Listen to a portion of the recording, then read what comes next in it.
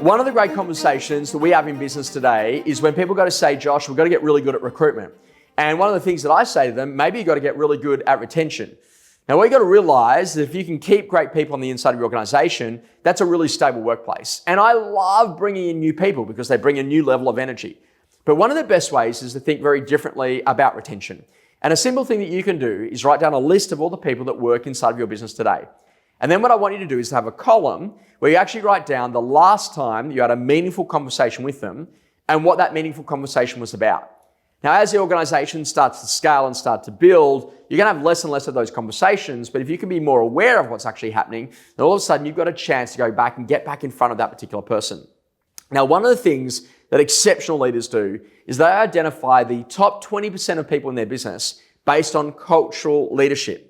Now, when we say cultural leadership, it's got nothing to do with the numbers, but you might have an amazing person who's in operations, or a really incredible receptionist, or a phenomenal leasing clerk, or someone who's really good in PM, or maybe like a junior salesperson who bring the vibe.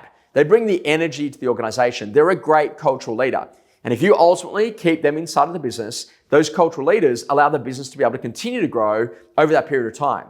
The other concept is to think a little bit about this. What would actually happen if you realize that every single person that's working inside of your organization today has got a best friend? And if you're not in a position that you actually keep their best friends at work, they're going to leave. So whenever I see one person leave an organization, I think, who are their best friends? Because right now, those people are at risk of potentially leaving the organization. So now more than ever before, get good at your retention strategy by actually just being a really great human, connecting with people in ways that really matter, making sure that people have got best friends in the workplace, and looking after the cultural leaders of your organization that allow your business to stay at its best.